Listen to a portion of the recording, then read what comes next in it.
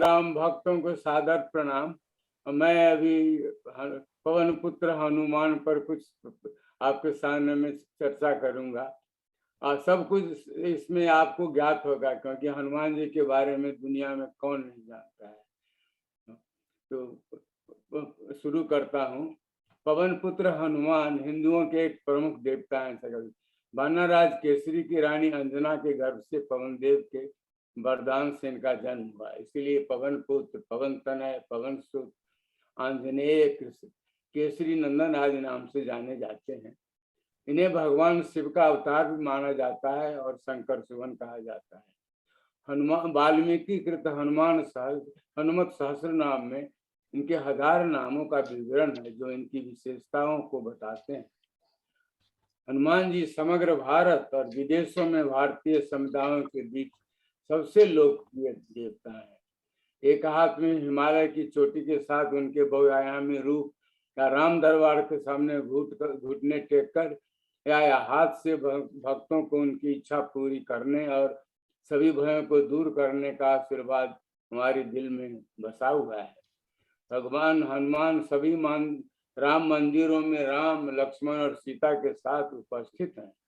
पूरी दुनिया में बड़ी संख्या में हनुमान मंदिरों में उन्हें एक स्वतंत्र देवता के रूप में भी पूजा जाता है।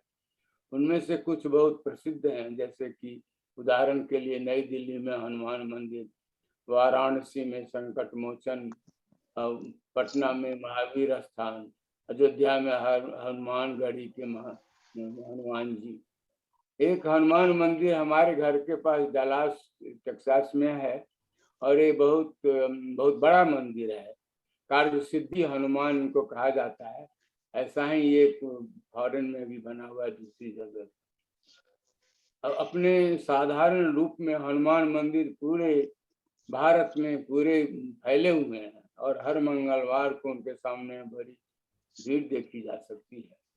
हनुमान जी ने असंख्य लोगों को दर्शन भी दिए हैं और रक्षा एवं कृपा की है और अभी भी करते रहते हैं, और इसके विवरण अनेक ग्रंथों में उपलब्ध हैं। मैं यहाँ उसके बारे में चर्चा नहीं करूंगा। भगवान हनुमान प्राचीन काल से भारत राष्ट्र की अस्मिता और समाज और धर्म के रक्षक के रूप में पूजनीय रहे हैं। भगवान कृष्ण ने धर्म की संस्थापना और समाज के दुष्टों के विनाश के लिए अवतार लिया। इस उद्देश्य से महाभारत युद्ध में महारथी अर्जुन के सारथी बनकर उस युद्ध के लिए प्रेरित किया और गीता का उपदेश दिया। इस प्रयोजन में सहायता के लिए भगवान ने हनुमान को रथ दिया। अर्जुन अंत में विजयी हुए और कृष्ण जी का उद्देश्य पूरा हुआ। समर्थ रामदास पर जैसे भक्ति आंदोलन के संतों ने हनुमान को राष्ट्रवाद और उत्पीड़न के प्रतिरोध के प्रतीक के रूप में स्थान दिया। 300 वर्ष पूर्व जब स्वराज स्थापना का कार्य छत्रपति शिवाजी द्वारा चलाया जा रहा था, तब उनके कार्य की नींव गहरी और विस्तृत बनाने की दृष्टि से समर्थ रामदास स्वामी ने प्रत्येक गांव में श्री हनुमान जी की प्रतिष्ठा का उपक्रम किया। अनगढ़े पत्थरों में भी सिंदूर लगाकर हनुमान जी के नाते उसकी प्राण प्रतिष्ठा कर देना उनकी सामान्य प्रक्रिया थी। इस तरह श्री समर्थ द्वारा विस्तृत पैमाने पर प्राण प्रतिष्ठा का कार्य किया गया। प्राण प्रतिष्ठा के साथ हर स्थान पर मंदिर के साथ ही व्यायामशाला जैसे कुछ शारीरिक कार्यक्रम भी चलाए गए, जिससे गांव के युवकों का एकीकरण होता रहे। उनके एकादश हनुमान मंदिर बहुत नामी है और जिसमें उसकी प्रशंसा की जाती है, पूजा की जाती है। वर्तमान युग में स्वतंत्रता और राष्ट्र निर्माण में हनुमान जी की कृपा रहे। मदन मोहन मालवीय ने अपनी चर्चा में कहा कि मेरी हार्दिक इच्छा है कि हनुमान जी का दर्शन लोगों को गली गली में हो, मोहल्ले मोहल्ले में श्री हनुमान जी की मूर्ति स्थापित करके लोगों को दिखलाई जाए। जगह जगह अखाड़े हो जहाँ इनकी मूर्तियां स्थापित की जाए। और हनुमान जी के संबंध में महात्मा गांधी ने 1927 में बात की थी। महात्मा गांधी को व्यायाम मंदिर में मारुति की प्रतिष्ठा का अनुरोध किया गया था और मारुति विग्रह के स्थापना के उपरांत गांधी जी ने बच्चों से कहा कि हम मारुति की प्रतिष्ठा क्यों करते हैं, और बताते हैं उनको कि हनुमान आत्मबल संपन्न थे, हम इसी आत्मबल की प्रतिष्ठा करते हैं। उनमें अपार सेवा की भावना थी, उसी की पूजा करते हैं। वर्तमान काल में हनुमान सेना, बजरंग दल आदि संस्थाएं देश हित में कार्यरत रही। आज हनुमान जी और हनुमान चालीसा हिंदू समाज और संस्कृति के प्रमुख संसद बनकर सामने आए हैं, और आप लोग देखते होंगे कि हनुमान चालीसा पर कितना विवाद होता है, सबको मालूम है। मानस में हनुमान जी, श्री राम मानस में हनुमान जी की महत्ता सीता और राम के साथ गिनी जाती है। श्री राम ने अत्यंत बेहवाल एवं कृतज्ञता पूर्वक कहा था, सुन कपि तुम समान उपकारी, न कर सुर नर मुनि तनधारी। इसमें हनुमान जी का ऐसा अनोखा स्वरूप हुआ कि श्री राम के सामने आराध्य एवं आदर्श रूप में प्रतिष्ठित हो गए। मानस में हनुमान शब्द 55 बार आया है राम गुप्ता जी किताब के अनुसार, और हनुमंत 34 बार, पवन कुमार 6, पवन तनय 3, ऐसा पवन सुत 25, और बहुत सारे और उनके नाम भी हैं। चर्चा में वर्णित हनुमान कथा का मुख्यतः मानस पर आधारित है। पहले हम इनको विविध रूप की बात करें, तब बाकी इनके जीवन के बारे में बात करेंगे। श्री राम जी ने विनोद में हनुमान से पूछा, कस्तम, तुम कौन हो? हनुमान उत्तर देते हैं, देह दृष्टया तु दासोस्मि, जीव दृष्टया तु दंसका, वस्तुतस्तु तमेहम अमित में निश्चिता मति। प्रभो, देह दृष्टिया से तो मैं आपका दास हूँ, जीव दृष्टि के विचार से मैं आपका अंश हूँ, और तत्व दृष्टि से देखने पर वस्तुतः जो आप हैं वही मैं हूँ, ऐसी मेरी निश्चित धारणा है। यहाँ पर उन्होंने अपने 3 स्वरूप का उल्लेख किया है। मैं सर्वप्रथम हनुमान जी की अध्यात्म विद्या और राम तत्व के सर्वश्रेष्ठ गुरु के स्वरूप की चर्चा करता हूँ। श्री राम तत्व की जिज्ञासा और रहस्य के वर्णन में उनकी प्रधान भूमिका है। सनक सनंदन आदि जोगेंद्रों, अन्य ऋषियों एवं प्रहलाद आदि विष्णु भक्तों ने हनुमान जी से कहा कि 18 पुराणों और स्मृतियों में निरूपित ब्रह्मवादियों का तत्व कौन सा है, इस सब में भी सार तत्व कौन सा है, यह आप हमें बताइए। और हनुमान जी ने कहा कि वस्तुतः इन सभी में तारक ब्रह्म ही तत्व है। राम एव परम ब्रह्म, राम एवं परम तप, राम एवं परम तत्वम, श्री राम ब्रह्म तारकम। राम ही परम ब्रह्म, राम ही सर्वोपरि तप, राम ही परम तत्व एवं राम ही तारक ब्रह्म है।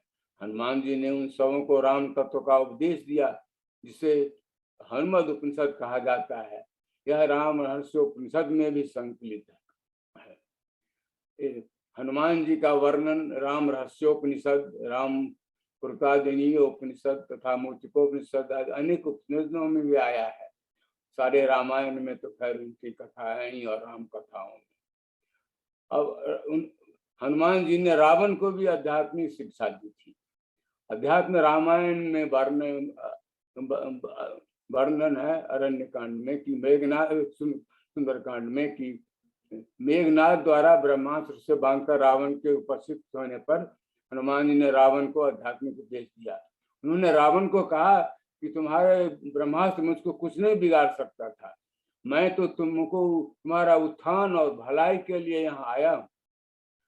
और उन्होंने उसको उपदेश दिया। पूरा सुंदरकांड में 14 से 25 श्लोक तक हैं। तो यहाँ पर एक ही उदाहरण के लिए देते हैं।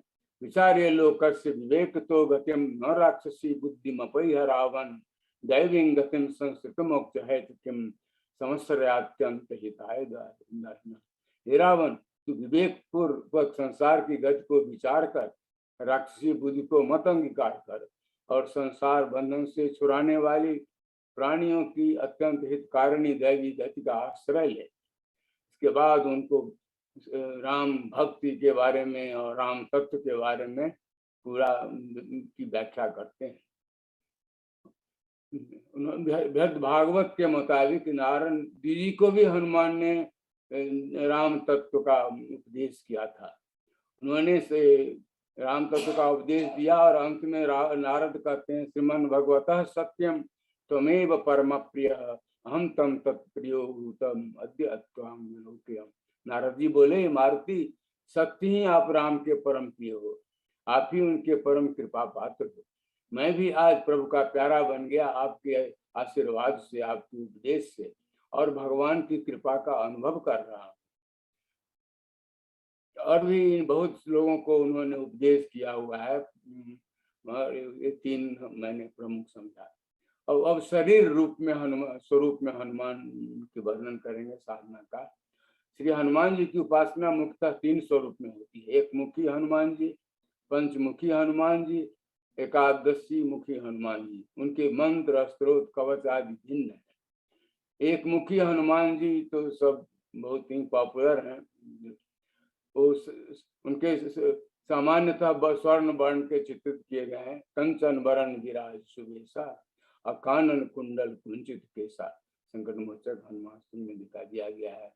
और लाल देह लाली लसय अर्धरि लाल लंगूर, वज्र देह दानव दलन, जय जय जय तपसूर, ये हनुमान चालीसा में भी है। और यही वाल्मीकि रामायण कथ सचारु नाना विदुर रूपधारी, उनका जुड़ा है। महाभारत में भी भीमसेन का ऐसा ही रूप दिखाया गया है, मगर उस कहते हैं बिजली के समान पिंगल वर्ण के। और हनुमान जी के आयुध हर तरह के हैं, नख, पूंछ, गदा, गिरी, सब कुछ उनके, पर्वत सब उनके सेवा मार्ग में अवरोध उत्पन्न करने वाले अमंगलों के नाश के लिए दिव्य आयुध हैं। हनुमान जी वज्रांग हैं, सभी आयुधों से अवध्य हैं। हनुमान जी को बायां हाथ गदा से युक्त कहा गया है, वाम हस्ता गदा युक्तम। और लक्ष्मण और रावण के युद्ध में लक्ष्मण को पराजित होते देख हनुमान जी ने गदा का प्रयोग किया था। स्कंद पुराण में हनुमान को वज्रायु धारण करने वाला कहकर नमस्कार किया गया है। हनुमान चालीसा हाथ वज्र हो विराजे। लंका के दुर्ग विध्वंस कर समय मेघनाद पर पर्वत से आक्रमण किया था। हनुमान के रामायण में मुष्टिका प्रहार मुख्य से मारना मुझे सबसे अच्छा लगता है कि ये लोगों को अच्छी शिक्षा देता है, सीख बताता है, पाठ पढ़ाता है, मगर प्राण नहीं लेता।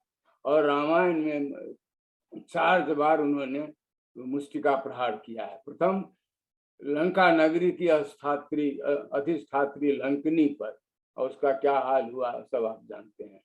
दूसरा मेघनाद पर अशोक वाटिका में जब वो पकड़ने आया था उनको तब। और तीसरा कुंभकर्ण पर युद्ध में आया तो 2 बार उनको मुष्टि प्रहार किया और बेहोश हो गया था। और सबसे अंतिम जो 4था बार रावण पर किया। पूर्वापेक्षी आया भीषण वज्रमुष्ट प्रहार है, इसने तो रावण को भी मूर्छित कर दिया।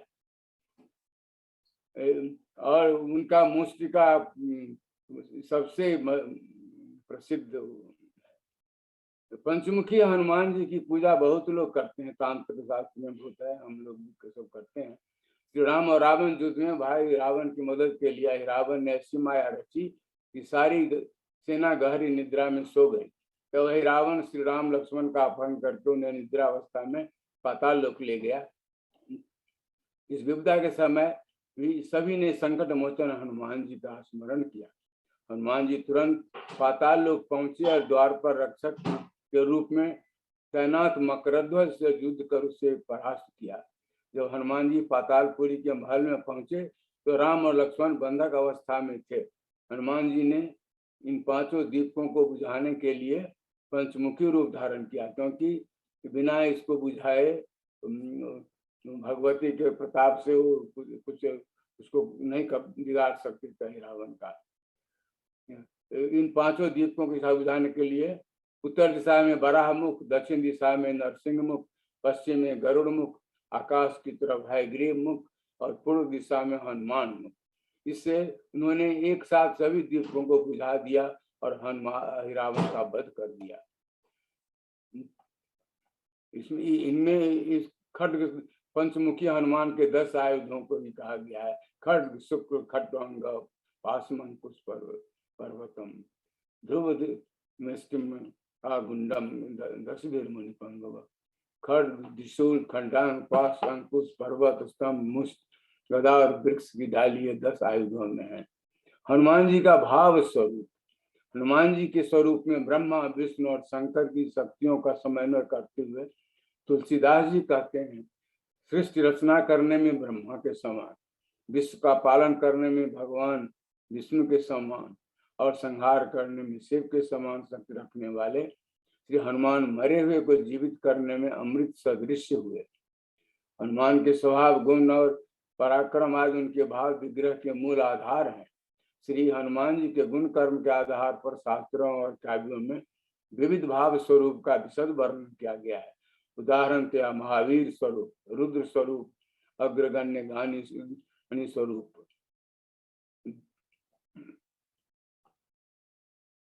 हनुमान के विशेषण हैं और हनुमान जी ने सुंदरकांड में सकल गुण निधानम को उद्घोष से सादर वंदना की है। और हनुमान जी के में कहा था कि अतुलित बलधामम हेम शैलावदेहम धनुजबन कृशानम ज्ञानी नाम अग्रगण्यम सकल गुण निधानम वानरानामधीशम रघुपति प्रिय भक्तम वात जातम नमामि। ये सब उनकी भाव रूप है। आगे मानस में भी है, मनोजबंग मारुत तुल्य वेगम जितेन्द्रियम बुद्धिमताम वरिष्ठम वातात्मजन्वान नरयुथ मुख्यम श्री राम दूतम शरणम प्रपद्ये। राम रक्षा स्तोत्र से लिया गया है ये। उल्लंघ्य सिंधो सलिलम सलीलम शोक भग्नम जनकात्मजाया आदाय तेनैव ददाह लंका नमामि तं प्राञ्जलिरञ्जनेयम्। ये सब बहुत पॉपुलर श्लोक सब हैं और आप सब लोग तो जानते ही हैं। संत शास्त्र में भी हनुमान जी का रुद्र रूप इधर रूप का वर्णन उपलब्ध होता है। परम रुद्र मुरलीधर श्री हनुमान जी का महत्व तत्वों में निरूपित है। रावण श्री राम ने कुंभकर्ण के साथ युद्ध में हनुमान को रुद्र मूर्ति धारण की हुए देखा, ऐसा हनुमान नाटक में। रुद्र रूप वाले हनुमान जी का श्री समर्थ रामदास जी ने अपने स्थापित मूर्तियों में पांव तले राक्षसों को दबाकर खड़े हुए विजयी वीर श्री हनुमान जी को रुद्र रूप में ही प्रदर्शित किया है। काशी के हनुमान घाट, दिल्ली के कनॉट प्लेस और शिमला के मंदिर में बहुत विशेष उल्लेखनीय है। शिवजी महाराज ने इसका और प्रसार किया। उसके बाद उनके अद्भुत चातुर्य भी है। ब्राह्मण रूप में रावण को देवी को प्रसन्न करने का चंडी महादेव का विध्वंस सबसे महत्व कारण ऐसा राम जी ने सीता से कहा था। और वहाँ वो कर रहा दैत्यम ते विशामुंडे जय भूतार्ति हारिणी जय त्वम सर्वत्र देवी कालरात्रि नमस्तु। और उसमें एक अक्षर बदल दिया, हारने को कारणी, तो सारा महायज्ञ विध्वंस हो गया। हनुमान का राजनीतिक और सेना नायक स्वरूप। मानस और कुछ अन्य कथा में हनुमान जी विभीषण से मिलते हैं और उन्हें सीता माता का पता बताते हैं। और बानर स्वभाव के कारण फल देखकर भूख लगती है और सीता माता से आज्ञा लेकर वाटिका में तोड़फोड़ करते हैं और अक्षय कुमार और अन्य राक्षसों का संहार करते हैं और मेघनाथ द्वारा बंदी बनाकर रावण के दर बनकर दारुण में जाते हैं और अंत में रावण लंका दहन करते हैं। किंतु वाल्मीकि के हनुमान इससे सर्वथा भिन्न है, धीर एवं गंभीर है। वे विभीषण से नहीं मिलते, स्वयं सीता का पता लगाते हैं। जब लंका में रावण के भवन में कहीं भी नहीं दिखाई पड़ी सीता तो बहुत डिप्रेस्ड हो गए, बहुत चिंतित हो गए कि क्या हुआ, मार तो नहीं दिया उसने। और बहुत सोच विचार करने लगे बैठ बहुत। और बाद में उन्होंने पता लगा लिया, खोज किया और पता लगा लिया कि वो कहाँ पर है, अशोक वाटिका में है। और पवन पुत्र के स्वागत कथन से स्पष्टता परिलक्षित होता है कि अशोक वाटिका विध्वंस करने में 3 उद्देश्य थे। साम दाम एवं भेद से अभेद्य शत्रु को अपने पराक्रम के प्रदर्शन द्वारा मुख्य आक्रमण के पूर्व आतंकित करना। दूसरा, रावण की सैन्य शक्ति का अनुमान लगाना। और तीसरा, जानकी को दिए गए आश्वासनों का उन्हें विश्वास दिलाना। अशोक वाटिका का विध्वंस ही संघर्ष का एकमात्र मार्ग था। इसमें प्रचलित कथाओं के बाद लंका में तो विभीषण से भेंट होती है। विध्वंस के अनंतर अपने दरबार में रावण दुर्वचन करता हुआ ढींगे अवश्य मारता है, परंतु पराक्रमी पवन पुत्र से वह भयभीत एवं चकित भी होता है। उसकी भरी सभा में अकेले हनुमान से उसकी भर्त्सना रूप स्वर में प्रताड़ना की, उनकी सैन्य शक्ति की जानकारी प्राप्त करते हैं। लंका से लौटने पर सामने हनुमान ने वहां की सैन्य व्यवस्था के विषय में जो राम जी ने पूछा उसका सही और विस्तृत विवरणात्मक उत्तर दिया। इसमें उनकी सूक्ष्म निरीक्षण शक्ति और स्मृति का परिचय मिलता है। और अंत में हनुमान जी के तपस्वी स्वरूप की चर्चा। श्री राम ने परम धाम गाने के पहले हनुमान जी से कहा था कि वायुनंदन तुम चिरंजीवी हो, जब तक लोग मेरी कथा कहें तब तक प्राणों को धारण करो और तपस्वी के स्वरूप में पृथ्वी पर विराजमान रहो। वायुपुत्रो चिरंजीव मंग प्रतिज्ञा यथा यावल्लोका वदस्सन्ति मत्कथांगवान् हरर्षभः तावत् त्वं धारय प्राणान् प्रतिज्ञां परिपालयन्। इस प्रकार हनुमान जी स्वरूप में हेमकुंड के दक्षिण में स्थित किमपुरुष वर्ष देश में निवास करते हैं और तपस्या एवं राम कथा श्रवण में लगे रहते हैं और सारे संसार के लोगों का कल्याण भी करते रहते हैं। हनुमान के जन्म और प्रारंभिक जीवन की संक्षेप में कहानी कहते हैं कि हनुमान के बंदर की उत्पत्ति का तक हनुमान को मंकी गॉड या बानर सब लोग कहते हैं। इसका वानर इसका बंदर है, लेकिन यह वास्तव में जंगलों में रहने वाले लोगों के एक समूह को संदर्भित करता है। वाल्मीकि रामायण उन्हें उनके भाषण, कपड़े, आवास, अंत्येष्टि संस्कार, अभिषेक के संदर्भ में मनुष्यों के रूप में प्रस्तुत करता है। उनके बंदर जैसी विशेषताओं का भी वर्णन करता है, जैसे कि उनकी छलांग लगाना, पूंछ दिखाना। राम स्वयं हनुमान की कई योग्यताओं का वर्णन करते हैं, जो वेदों और व्याकरण का ज्ञान और भाषण की महान क्षमता। ये स्पष्ट रूप से भगवान हनुमान के मानवीय गुणों को स्थापित करते हैं। जैन ग्रंथों के अनुसार हनुमान वानर वंश के मानव हैं, जिनका प्रतीक वानर है। कई विद्वानों ने शायद बंदर बैनर वाले लोगों के पक्ष में तर्क दिए हैं। जी रामदास ने रावण के कपियों की पूंछ को आभूषण के रूप में संदर्भित करने का अनुमान लगाया है। यह सावर जनजाति के पुरुषों द्वारा पहने जाने वाले पोशाक का लंबा उपांग है। चूंकि महिलाओं ने यह पोशाक नहीं पहनी थी, इसीलिए वाल्मीकि उन्हें बानर नहीं कहते हैं। भगवान हनुमान का सामान्य चित्रण बाद की मान्यताओं के आधार पर एक लंबी पूंछ वाले बंदर के रूप में। फिलिप लुटगेनवर्थ के अनुसार हनुमान के प्रति भक्तिवाद और उनका धार्मिक महत्व दूसरी शताब्दी ईस्वी में रामायण की चर्चा के लंबे समय बाद उभरा। भारतीय उपमहाद्वीप में इस्लामी शासन के आगमन के बाद उनकी प्रमुखता बढ़ी। हनुमान पर हाल ही में एक चिन्मय मिशन किताब में लिखा गया है कि श्री हनुमान वानर जात के वह विकास के एक चरण का प्रतिनिधित्व करता है, जो मनुष्य के सबसे निचले स्तर की तुलना में बहुत कम है। उनकी कहानी एक चंडाल से भी नीचे व्यक्ति की कहानी है, जो अपने चरित्र और एक सूत्रीय भक्ति के बल पर भगवान के स्तर तक बढ़ जाता है। विद्वानों ने इसको स्वीकार नहीं किया है। फादर बुल्के ने अपने राम कथा में इस पर काफी विस्तार से चर्चा की है। वानर और ऋषि को बंदर और भालू के बैनर के साथ वनवासी बताते हैं। इसकी तुलना British lions and Russian bear के झंडों के आधार पर करते हैं। वो वन जातियों के साथ उनके दशकों के जुड़ाव के आधार पर उन्होंने उल्लेख किया कि हनुमान गोत्र के लोग आज भी जीवित हैं।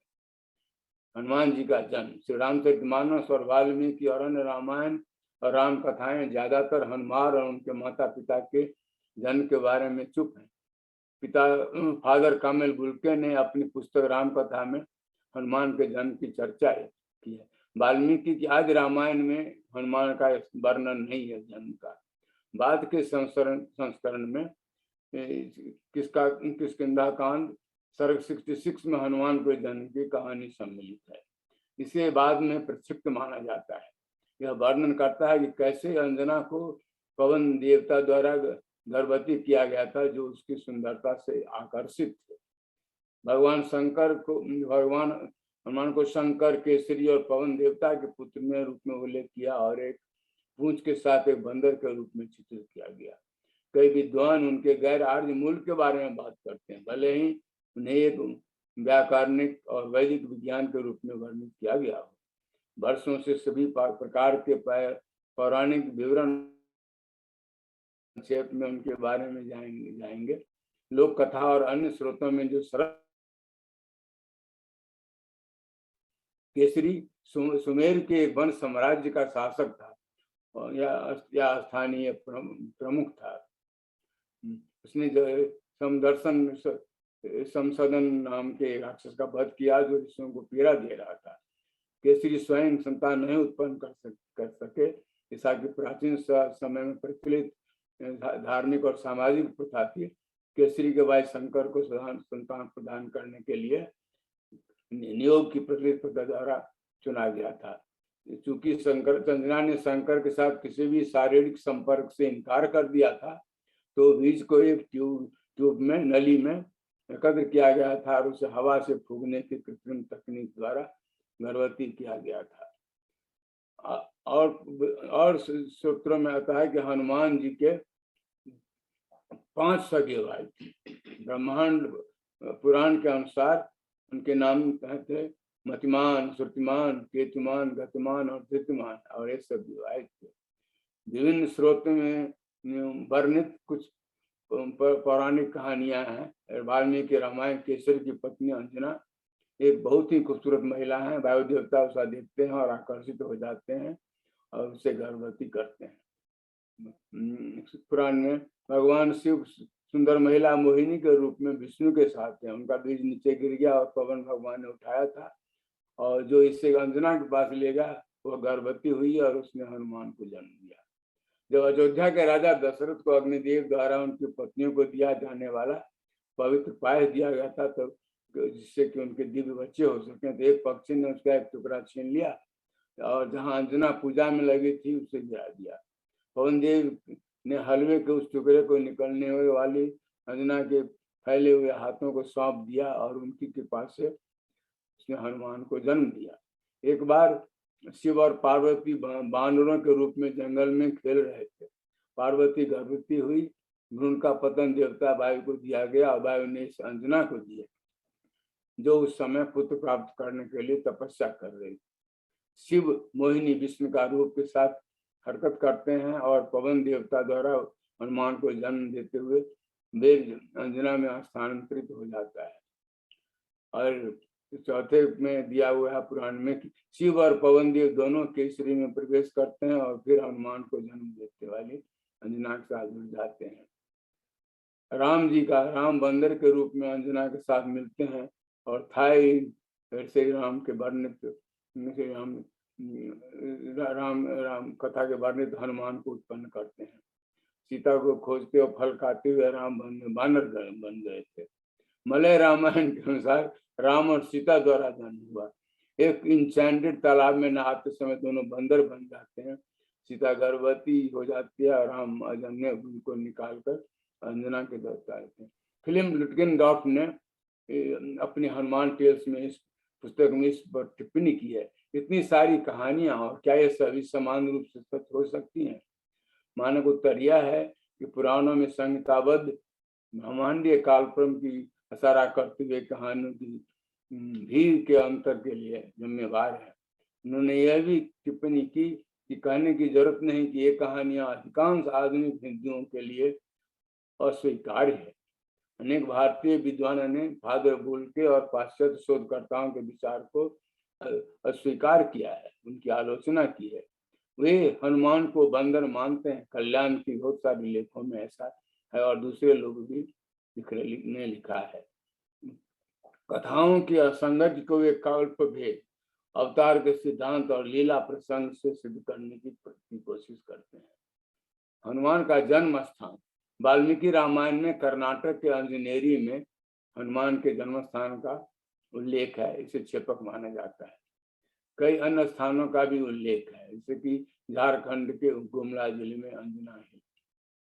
फादर भुलके ने के अनुसार अंजना हिल उनके शोध कार्य से जन्म स्थान निश्चित होता है और वहां पर समुदाय हनुमान गोत्र के लोगों से वो मिले हैं और वहां पर रहते हैं। तीसरा जो है कि नासिक जिले के त्र्यंबकेश्वर के पास अंजनेरी पर्वत महाराष्ट्र में, और चौथा है राजस्थान के चुरू जिले में सुजानगढ़ के पास लक्ष्का हिल। अभी बहुत ही अभी हाल में हमने देखा कि बहुत ज्यादा घोर झगड़ा चल रहा है कि कर्नाटक और महाराष्ट्र के बीच में जन्म स्थान को लेकर के वो लोग कह रहे थे कि जैसे कि काशी का है ज्ञान बापी, वैसा ही यहाँ झगड़ा हो गया है दो ग्रुप में। और 31 तारीख को वो लोग धर्म संसद मनाने वाले थे किसी तरह से इसको सुलझाने के लिए, हमें मालूम नहीं क्या हुआ, मगर इसका ये तो बेकार झंझट सब है। प्रारंभिक शिक्षा, राजा केसरी और रानी अंजना की संतान का नाम सुंदर रखा गया था। सूरज को देखते हुए नीचे गिरने से उसका जबड़ा टूट गया था, इसलिए उनका नाम हनुमान पड़ गया, जैसे जिसका हनुमान टूटा हुआ है। शाही राजकुमार ने अपने यज्ञोपवीत संस्कार और औपचारिक वैदिक शिक्षा के माध्यम से जान को सूरजदेव नामक एक शिक्षक का अध्ययन किया, जिसका कि हनुमान मंदिर पटना ने की किताब में है। पहले की राम कथाओं में आमतौर पर हनुमान को बुद्धिमान और विद्वान व्यक्ति के रूप में वर्णित किया है। राम स्वयं ही हनुमान की योग्यता का वर्णन करते हैं। सभी देवों और शास्त्रों के ज्ञाता, व्याकरण के 9 शाखाओं के विद्वान, दोष रहित वाक्य निर्माण में महान क्षमता रखने वाले,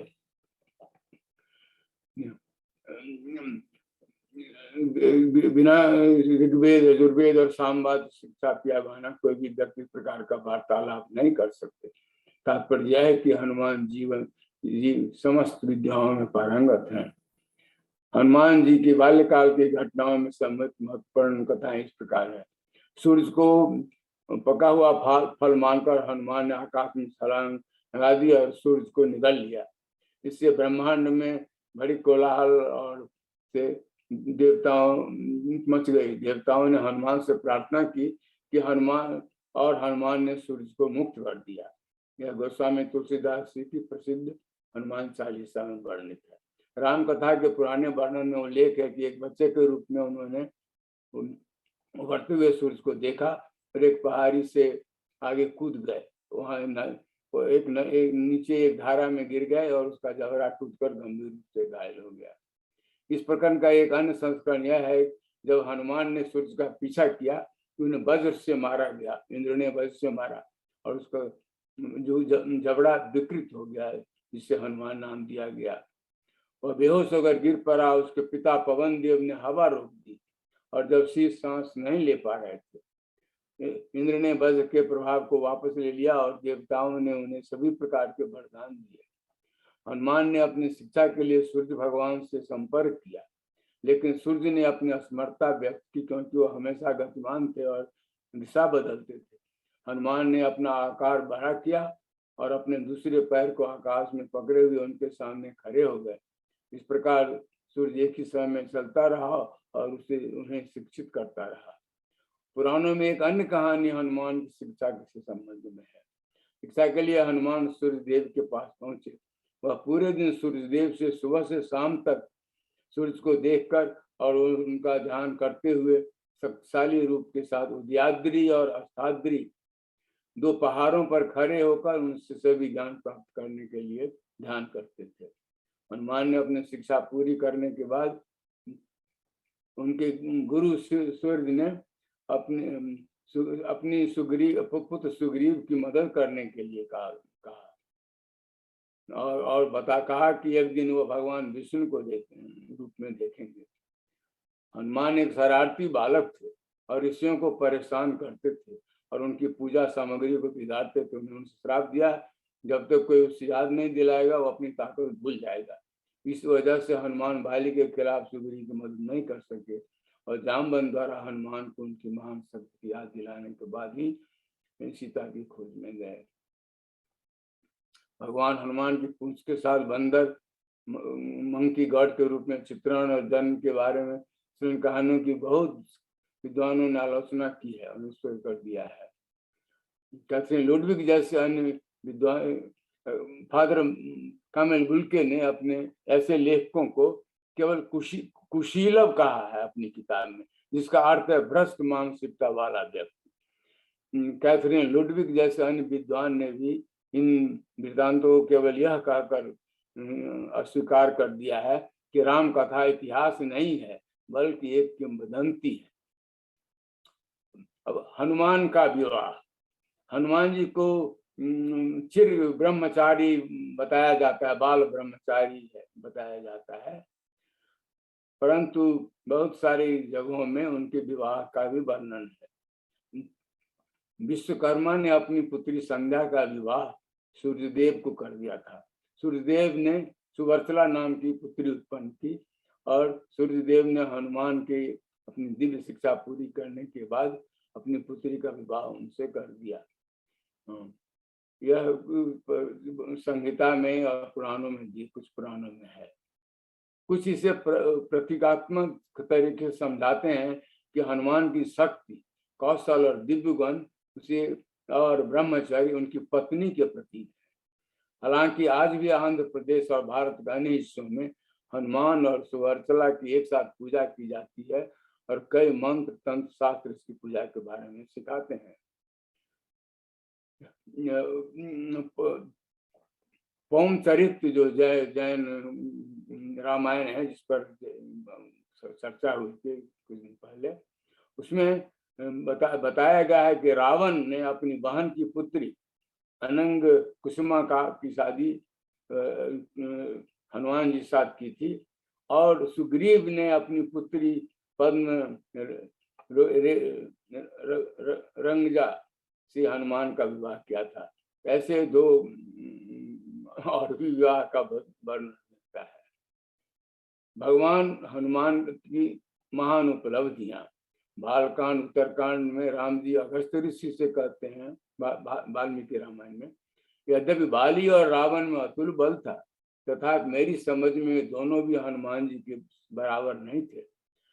शौर्य, दक्षता, बल, धैर्य, प्राज्ञता, नीति पूर्वक कार्य करने की क्षमता, पराक्रम, प्रभाव, इन सभी सद्गुणों ने हनुमान जी के भीतर घर कर रखा है।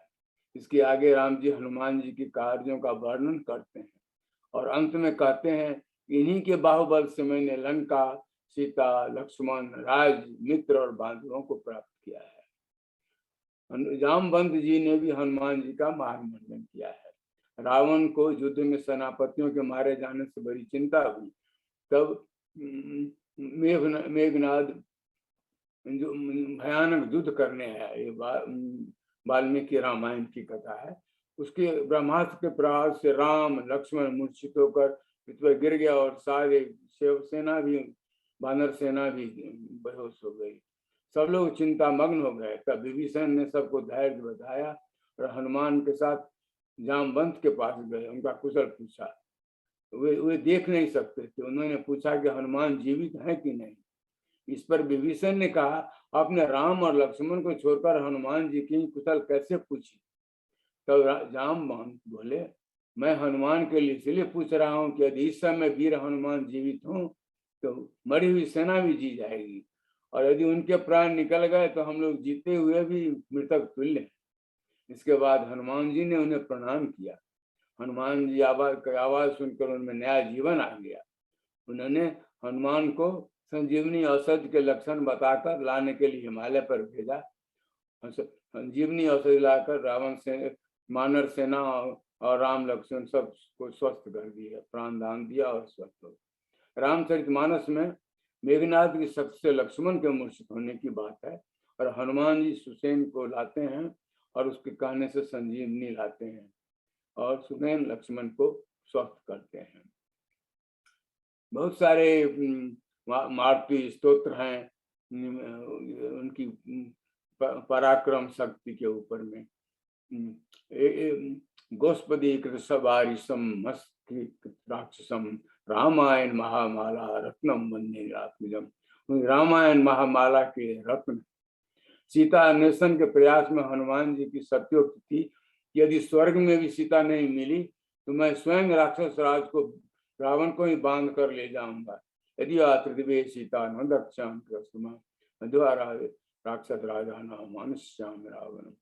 ब्रह्मावर्त पुराण में हनुमान जी ने अपने पराक्रम के विषय में स्वयं गर्जना की है कि मर्कडी तुम तुल्या लंका पश्याम सुब्रत मुतुल्य सुरम च सरामिति भूतलम पीलिका संग में सैन्यम रावण था। वो तुच्छ है लोग, रावण और समुद्र क्या चीज है। हनुमान की विशेषताओं है अंत में की कार्य के प्रति समर्पण और राम जी के लिए निस्वार्थ सेवा और जिम्मेवारी की महान भावना और कार्य को पूरा करने के लिए ज्ञान बुद्धि और नवीन तकनीकियों का उपयोग का प्रतीक है। महान मानवीय संबंध कौशल किसी भी कार्य को करने की इच्छा। तुलसीदास द्वारा हनुमान चालीसा सहित विभिन्न रामायणों और अन्य कार्यों में हनुमान की कई कहानियों का विस्तार में वर्णन है और ये सर्व विदित है और कुछ का संक्षेप में उल्लेख किया है। जंगल में भगवान राम के साथ मिलन। उनके 14 साल के वनवास के दौरान हनुमान भगवान राम से मिलते हैं और अपने भाई लक्ष्मण ने राम और पत्नी सीता को खोज रहे हैं जिनका रावण ने अपहरण किया था। उनकी खोज में ऋष्यमुख पर्वत के आसपास ले जाती है जहाँ सुग्रीव अपने अनुयायियों और दोस्त के साथ बड़े भाई भाली से छिपे हुए हैं। हनुमान भगवान राम और सुग्रीव के बीच मित्रता की सुविधा प्रदान करते हैं और भगवान राम ने बाली को मारकर सुग्रीव को राजी में दे दिया और लंका के लिए प्रस्थान। सीता की खोज में हनुमान ने अपनी महान शक्ति और क्षमता का प्रदर्शन करते हैं और समुद्र को पार करते हैं। वहाँ भीषण से मिलता है जैसा कि हमने ऊपर में कहा गया है और वह राम का संदेश देने के लिए सीता जी से भी मिलता है और जो भी उसके बीच में आते हैं उससे लड़ते हैं। तो इसकी कहानी पहले हमने बताई है और संजीवनी बूटी के बारे में बताया कि कैसे जोनगरी पर्वत से संजीवनी बूटी लेके आए। अहिरावण से राम लक्ष्मण की बहुत बड़ा कार्य है उनका और रावण के यज्ञ के विध्वंस का भी एक महान कार्य गिनाया है लेखकों ने। पद्म पुराण के अनुसार पुष्पक विमान द्वारा लंका से अयोध्या की ओर लौटते समय रण क्षेत्र के बाहर जहां तहां युवती असुर नारियों की मृत्युओं को देखकर राम स्तब्ध रह गए। उन्होंने इतनी स्त्रियों को कैसे मार दिया। उन्होंने लक्ष्मण सुग्रीव अंगद हनुमान विभीषण को देखा पर कहीं कोई उत्तर नहीं मिला। इस मौन को सीता जी ने भंग किया और हनुमान की तरफ इशारा किया और तब भेद खुला कि हनुमान ने लंका से लौटते समय जो महाध्वनि की थी और उसके परिणाम स्वरूप गर्भवती रमणिया परलोक सिधार गई। कदाचित मानस के निम्न चौपाई का आधार यही कथा है। चलत महाध्वनि धैर्य से भारी गर्भ सनहि सुन निश्चर नारी। दो और का कार्य हैं हनुमान जी के जो बहुत प्रसिद्ध हैं। एक तो है कि युद्ध समाप्त होने के बाद सीता जी को लाने के लिए वही जाते हैं, सीता को ही युद्ध विजय का समाचार देते हैं और फिर भरत जी के पास भी जाते हैं राम का संवाद और वो दुखी थे, उनको इस दुख से उबारते हैं। ये है और फादर भुलके ने 3 स्तर बताए हैं हनुमान के देवत्व की ओर बढ़ने में। एक तो सेवक थे सुग्रीव के, मामूली सचिव थे, उनका कुछ स्थान नहीं था उतना नाम। दूसरा वो पराक्रम और शक्ति दिखाते हैं बाद में सुंदरकांड में लंका कांड में। और तीसरा स्टेज है कि देवत्व को प्राप्त करते हैं बाद में अंत में, जब जिसका कि वर्णन वाल्मीकि ने उत्तर कांड में किया है। अध्यात्म हनुमान का जन्म विद्वत्व की ओर कैसे गया। उनका जन्म तो और पालन पोषण बहुत सामान्य था। जब तक राम से नहीं मिले उनका जीवन और कार्य काफी अज्ञात था और राम की भक्ति और सेवा के कारण उन्होंने राम का स्नेह और विश्वास अर्जित किया। वह राम के शीर्ष सहायक बन गए और जल्दी से अपने दल में अपनी प्रतिष्ठा स्थापित की और बाद में देवत्व की ओर बढ़े। अध्यात्म रामायण में विस्तृत रूप में हनुमान को माता सीता और भगवान राम द्वारा दिव्य ज्ञान की शिक्षा दी गई थी। एक दिन भगवान राम सीता से कहते हैं कि हनुमान और उनके वास्तविक स्वरूप के बारे में सच्चाई जानने के योग्य एक पूर्ण आध्यात्मिक आकांक्षी है। सीता हनुमान को प्रवचन देती है। अगले दिन हनुमान खुद उन रहस्यों को पूरी समझ प्रकट करने के लिए उनके पास आते हैं और जो उन्होंने बताए थे गए थे। हनुमान और सीता प्रसन्न होते हैं और उन्हें अपना आशीर्वाद देते हैं। दूसरी कथा है कि एक दिन राम और सीता में इस बात को लेकर बहस हो जाती है, दोनों में से कौन हनुमान से अधिक भक्त प्राप्त करता है। वे उससे पूछते हैं, लेकिन वे हनुमान जी कहते हैं सीताराम सीताराम। परीक्षण करने के लिए सीता बेहोश हो जाती है और पानी मांगती है और राम भी गर्मी से बेहोश हो जाते हैं और पंखा मांगते हैं। चतुर रूप बदलने वाले हनुमान जी एक हाथ से पानी और दूसरे हाथ से पंखा लेकर अपने भुजाओं को फैलाकर दोनों को ही प्रसन्न कर देते हैं और अंत में हनुमान राम के दिव्य द्वारपाल और अपने आप में एक लोकप्रिय देवता बन जाते हैं। तुलसीदास हनुमान चालीसा में कहते हैं, राम दुआरे तुम रखवारे, होत न आज्ञा बिन पैसारे। आप राम दरबार के द्वारपाल हैं, आपकी आज्ञा के बिना कोई भी राम के धाम में नहीं प्रवेश कर सकता। हनुमान जी से हम क्या सीख सकते हैं? हम सभी के लिए, जैसे कि पहले ही बताया है, कार्यों को पूरा करने और सफलता प्राप्त करने के लिए सबसे महत्वपूर्ण संग है कि कार्य की नैतिकता और जिम्मेदारी की भावना और ज्ञान और मानव संबंध कौशल का उपयोग, नवीन तकनीक का उपयोग फिर से अंत करने में होता है। और आकस्मिक प्रबंधक, पहला उदाहरण जो हमारे जो आते हैं वो हनुमान जी द्वारा सीता जी की खोज में लंका जाने का शिष्टाचार। समुद्र के राजा ने रास्ते में कुछ आराम करने के लिए आग्रह किया और हनुमान जी यह कहते हुए मना कर दिया कि राम जी द्वारा सौंपे कार्य को किए बिना उनके लिए कोई आराम नहीं हो सकता। राम काज की नहीं बिना मौज कहाँ विश्राम। हनुमान जी को समर्पण, दृढ़ता, शक्ति और भक्ति के विपरीत अंत में समापन टिप्पणी की प्रतीक के रूप में पूजा जाता है। भगवान राम की सेवा में उनके पराक्रम के कार्य और उन्हें जनता के लिए सबसे लोकप्रिय भगवान बनाते हैं। तुलसीदास जी हनुमान चालीसा में कहते हैं, और देवता चित्तन धरई, हनुमत से ही सर्व सुख करई। जो अपने मन में किसी और विचार कर नहीं करता है और केवल हनुमान जी की सेवा करता है, वो सभी अनुकूल आनंद प्राप्त कर लेता है। हनुमान जी खुद कहते हैं कि लौकिक कार्यों को उपस्थित होने पर कामना पूर्ति के लिए भक्त को चाहिए कि हनुमान जी का स्मरण करें। सेवक की कामना पूर्ति के लिए वे सदा उपस्थित रहते हैं। उन्होंने कहा है राम रहस्य उपनिषद में कि लौकिक समनु प्राप्ति मां स्मरेद राम सेवकम। और पृथ्वी पर लंबे शासन के बाद भगवान राम उन सभी को साथ लेकर साकेत के अपने आकाशीय क्षेत्र के लिए प्रवास करते हैं तो उनके प्रति समर्पित हैं। अपनी अंतिम यात्रा पर निकलने से पहले हनुमान को बुलाते हैं और विशेष निर्देश देते हैं तो हनुमान को उनका साथ नहीं देना है, बल्कि राम कथा और भगवान भक्ति का प्रचार करने के लिए धरती पर रहना है। यत्र यत्र रघुनाथ कीर्तनम तत्र तत्र कृतमस्तकांजलिम वास्तुबारी परिपूर्ण लोचनम नमत रक्षांतकम। हनुमान जी को नमन करें जो राक्षसों का वध करने वाले हैं और जो सिर झुकाए हुए हैं और जहाँ भी राम की महिमा गाई जाती है उनकी आंखों से आंसू बहने लगते हैं। जय श्री राम, जय हनुमान।